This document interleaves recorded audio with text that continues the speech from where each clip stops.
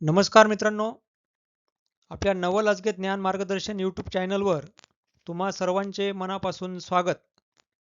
गेल्या व्हिडिओमध्ये आपण ग्राम प्रशासन म्हणजे काय आणि ग्रामपंचायत कशी काम करते हे अगदी सोप्या भाषेत समजून घेतले.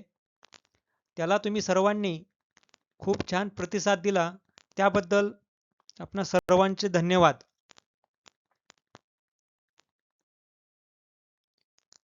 आजचा हा व्हिडिओ आपल्या सर्वांसाठी अत्यंत महत्त्वाचा आहे, कारण आज आपण अशा एका विषयावर बोलणार आहोत ज्याला ग्रामीण लोकशाहीचा खरा कणा किंवा गावाची संसद म्हटले जाते, आणि तो विषय म्हणजेच ग्रामसभा.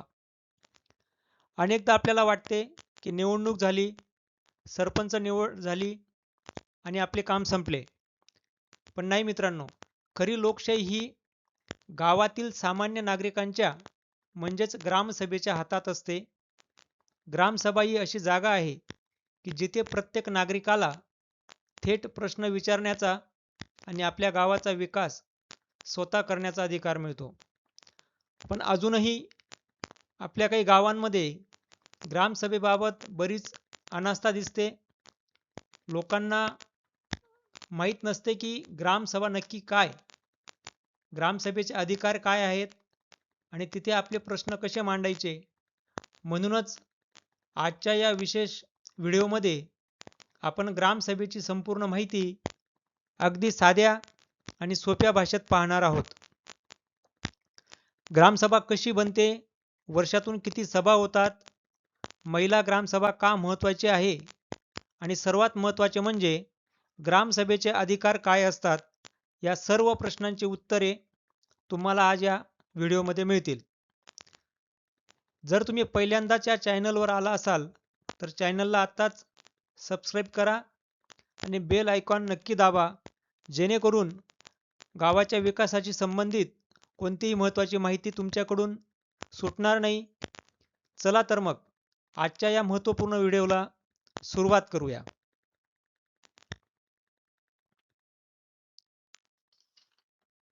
मित्रांनो, आपल्याला स्क्रीनवर दिसत असेल की ग्रामसभा, तर ग्रामसभा म्हणजे ग्रामीण लोकशाहीचा खरा कणा. यालाच गावाची संसद आणि प्रत्यक्ष लोकशाहीचे सर्वात मोठे माध्यम मानले जाते. अनेकांना वाटते की सरपंच निवड झाली, काम संपले, पण खरी सत्ता ग्रामसभेच्या म्हणजेच तुमच्या हातात असते. आजच्या या व्हिडिओमध्ये आपण महाराष्ट्र ग्रामपंचायत अधिनियम 1958 नुसार ग्रामसभेत सामान्य नागरिकांना कोणते मोठे अधिकार मिळाले आहेत, हे अगदी सोप्या भाषेत जाणून घेणार आहोत. ग्रामसभा नक्की कशी चालते आणि त्यात आपले प्रश्न कसे मांडायचे, याची संपूर्ण माहिती तुम्हाला आज मिळणार आहे. तर मित्रांनो, सर्वात आधी आपण समजून घेऊया की ग्रामसभा म्हणजे नक्की काय आणि तिची रचना कशी असते. सोप्या भाषेत सांगायचे तर गावातील ज्या सर्व स्त्री आणि पुरुषांचे वय 18 वर्षे पूर्ण आहे आणि ज्यांचे नाव गावाच्या अधिकृत मतदार यादीत नोंदवलेले आहे, त्या सर्व नागरिकांचे मिळून ग्रामसभा बनते. म्हणजेच गावाचा प्रत्येक मतदार हा ग्रामसभेचा हक्काचा सभासद असतो. ही कोणत्याही एका पक्षाची किंवा नेत्याची सभा नसते, तर हे गावाच्या विकासाचे आणि निर्णयांचे सर्वोच्च माध्यम आहे, जिथे प्रत्येक नागरिकाला बोलण्याचा अधिकार असतो. ज्याप्रमाणे देशासाठी दिल्लीत लोकसभा असते, राज्यात विधानसभा, तशीच गावात ग्रामसभा असते. ग्रामसभेला सर्वोच्च स्थान दिलं गेलं आहे. लोकसभेत जसे कायदे ठरवले जातात, तसेच आपल्या गावाच्या विकासाचे सर्व मोठे निर्णय घेण्याचा अधिकार या ग्रामसभेला म्हणजेच गावातील प्रत्येक मतदाराला असतो. आता आपण पाहूया की या सभेचे नियंत्रण कोण करते आणि अध्यक्ष कोण असतात. कायद्यानुसार ग्रामसभेचे मुख्य अध्यक्षपदे गावाचे सरपंच भूषवतात. सरपंचांच्या अध्यक्षतेखालीच सभेचे कामकाज चालते. पण समजा काही कारणास्तव सरपंच गावात हजर नसतील तर अशा वेळी उपसरपंच सभेचे अध्यक्ष म्हणून काम पाहतात. आणि जर समजा काही विशेष प्रसंगी सरपंच आणि उपसरपंच हे दोघेही गैरहजर असतील तर उपस्थित ग्रामस्थांपैकी एका ज्येष्ठ नागरिकाची त्या सभेचे अध्यक्ष म्हणून निवड केली जाते. या संपूर्ण सभेचे नियोजन करणे, अजेंडा तयार करणे आणि सभेत झालेले निर्णय वहीत लिहून ठेवण्याचे शासकीय काम ग्रामपंचायतीतील ग्रामपंचायत अधिकारी म्हणजेच ग्रामपंचायतीचे सचिव हे करत असतात.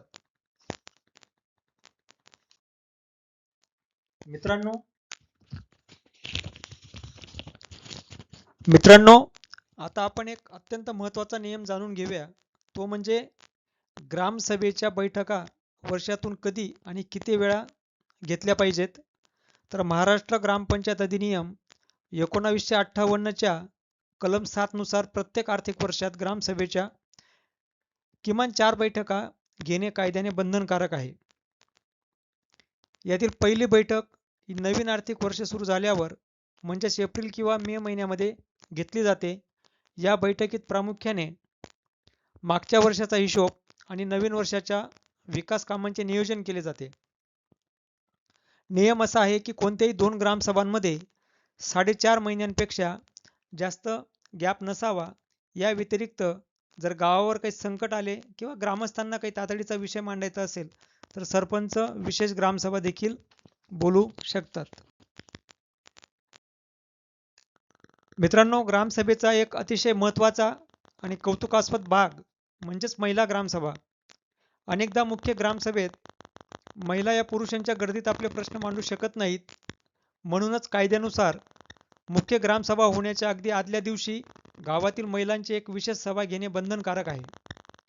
या सभेचे वैशिष्ट्य म्हणजे यात फक्त गावातील महिलाच एकत्र येतात आणि गावातील पाणी टंचाई, रस्ते, आरोग्य, अंगणवाडी, कुपोषण किंवा दारूबंदी यासारख्या कौटुंबिक आणि सामाजिक विषयांवर मोकळेपणाने चर्चा करतात. आणि सर्वात महत्त्वाची गोष्ट म्हणजे या महिला ग्रामसभेत जे निर्णय किंवा ठराव मंजूर केले जातात ते दुसऱ्या दिवशी होणाऱ्या मुख्य ग्रामसभेसमोर मंजुरीसाठी ठेवावेच लागतात आणि ग्रामपंचायत त्या निर्णयांकडे दुर्लक्ष करू शकत नाही. आता आपण ग्रामसभेचा सर्वात महत्त्वाचा तांत्रिक नियम जाणून घेऊया आणि तो म्हणजे सभेची वेळ आणि गणपूर्ती म्हणजेच कोरम. तर ग्रामसभेची वेळ ही साधारणपणे सर्वांना सोयीची असेल अशी ठेवली जाते, जेणेकरून गावकरी असतील सर्वांना वेळेवर हजर राहता येईल. पण सर्वात महत्त्वाची गोष्ट गणपूर्ती कायदा सांगतो की ग्रामसभा कायदेशीर ठरवण्यासाठी गावातील एकूण मतदारांच्या किमान 15% किंवा 100 मतदार यापैकी जे कमी असेल सभेत उपस्थित असणे बंधनकारक आहे. जर यापेक्षा कमी लोक आले तर ती सभा कायदेशीर मानली जात नाही. एवढेच नाही तर उपस्थित असलेल्या एकूण लोकांमध्ये किमान 25% महिलांची उपस्थिती असणे सुद्धा अनिवार्य आहे. जर वेळेत गणपूर्ती झाली नाही तर ती सभा तहकूब म्हणजे रद्द केली जाते. मित्रांनो, आता आपण ग्रामसभेची वेळ आणि नोटीस देण्याचे नियम काय आहेत ते जाणून घेऊया. ग्रामसभेची वेळ ही गावातील शेतकरी, मजूर आणि नोकरदार वर्गाला सोयीची ठरेल अशी ठेवली जाते. हे आपण पूर्वीच सांगितलेलं आहे. साधारणपणे ही सभा जास्तीत जास्त लोक उपस्थित राहू शकतील या वेळेनुसारच ती घेण्यात यावी. ग्रामपंचायत स्वतःच्या मनाने अचानक सभा घेऊ शकत नाही. कायदा असा आहे की नेहमीच ग्रामसभेचे आयोजन करण्यापूर्वी गावातील नागरिकांना किमान 7 दिवस आधी लेखी नोटीस देणे किंवा गावात दौंडी पेटून माहिती देणे बंधनकारक आहे. आणि या नोटिसीमध्ये सभेची तारीख, वेळ, जागा आणि मुख्य म्हणजे सभेचा अजेंडा की सभा कोणत्या विषयावर घेतली जाणार आहे, त्यात काय काय चर्चा केली जाणार आहे हे लिहिलेले असले पाहिजे. आणि जर काही तातडीचा विषय असेल आणि विशेष ग्रामसभा बोलवायची असेल तर किमान 4 दिवस आधी गावाला नोटीस द्यावी लागते आणि या सभेमध्ये गावातील जे काही शासकीय कर्मचारी आहेत ते सुद्धा ग्रामसभेला उपस्थित राहू शकतात. म्हणजे त्यांना अजेंडा द्यावा लागतो आणि ते तिथे येऊन त्यांच्याकडील काही योजना असतील ते ग्रामसभेमध्ये मांडू शकतात. आता आपण जाणून घेऊया ग्रामसभेचे सर्वात शक्तिशाली अधिकार कोणते आहेत की जे थेट तुमच्याशी जोडलेले आहेत. पहिला मुख्य अधिकार म्हणजे ग्रामपंचायत स्वतःच्या मनाने गावासाठी कोणताही पैसा खर्च करू शकत नाही. ग्रामपंचायतीला पुढील वर्षात काय कामे करायची आहेत आणि किती खर्च होणार आहे याचे वार्षिक बजेट सर्वात आधी ग्रामसभेसमोर ठेवून मंजूर करून घ्यावे लागते. दुसरा अधिकार म्हणजे मागच्या वर्षात ग्रामपंचायतीने सरकारी निधी कुठे आणि कसा खर्च केला याचा संपूर्ण खर्चाचा हिशोब म्हणजेच ऑडिट रिपोर्ट ग्रामसभेला तपासता येतो. ग्रामस्थ यावर प्रश्न विचारू शकतात.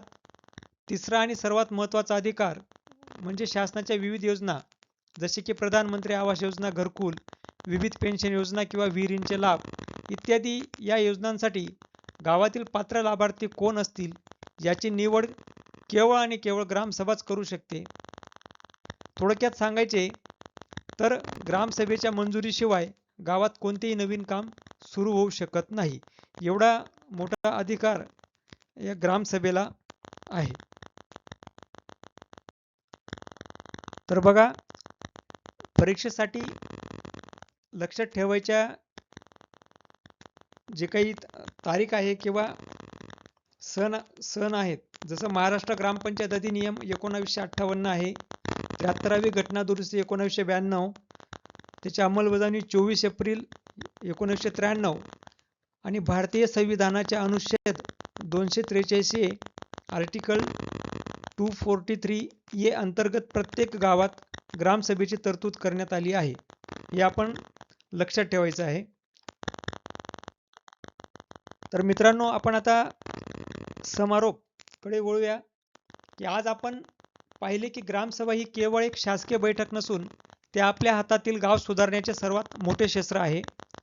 जोपर्यंत गावातील प्रत्येक नागरिक जागरूक होऊन ग्रामसभेत जाणार नाही, सरपंचांना, ग्रामपंचायत अधिकारी यांना विकास कामांबद्दल प्रश्न विचारणार नाहीत, तोपर्यंत आपल्या गावाचा विकास गतीने होणार नाही.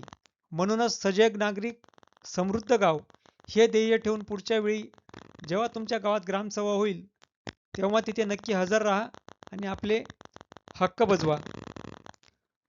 तुम्हाला आजची माहिती कशी वाटली हे नक्की सांगा. जर माहिती आवडली असेल तर या व्हिडिओला आत्ताच लाईक करा आणि तुमच्या गावातील ग्रुपवर हा व्हिडिओ नक्की शेअर करा, जेणेकरून इतर ग्रामस्थही जागरूक होतील. आपल्या चॅनलवर असेच गावाच्या विकासाचे आणि माहितीचे व्हिडिओ येत राहतील, म्हणून चॅनलला सबस्क्राईब करा, व्हिडिओला लाईक आणि शेअर करा. पुन्हा भेटूया अशाच एका नवीन आणि महत्त्वपूर्ण विषयासह. तोपर्यंत आपले सर्वांचे मनपूर्वक धन्यवाद.